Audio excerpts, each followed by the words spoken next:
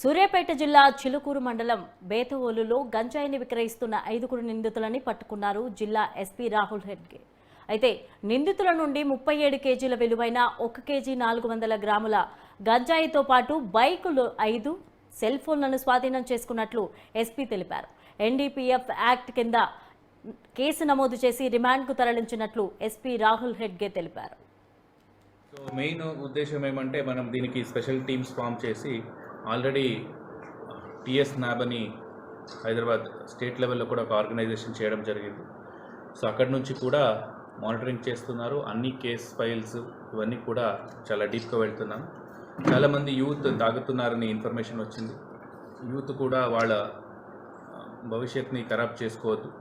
ఒకసారి ఇలాంటి కేసెస్లో ఇన్వాల్వ్ అయితే జాబ్ ఆపర్చునిటీస్ కానీ, పాస్పోర్ట్ వెరిఫికేషన్ దాంట్లో కానీ అన్ని ఆపర్చునిటీస్ మిస్ అవుతుంది. అదే కాకుండా మెంటల్ హెల్త్ కూడా అన్స్టేబుల్ అవుతుంది.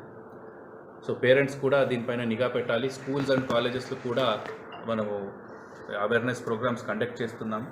అక్కడ కూడా టీచర్స్, లెక్చరర్స్ దీనిపైన నిఘా పెట్టాలి. అట్లాంటి ఏమైనా ఇన్ఫర్మేషన్ ఉంటే మనకు చెప్తే దానికి ఎక్స్పర్ట్స్ని పిలిపించి కౌన్సిలింగ్ కూడా ఇస్తాం.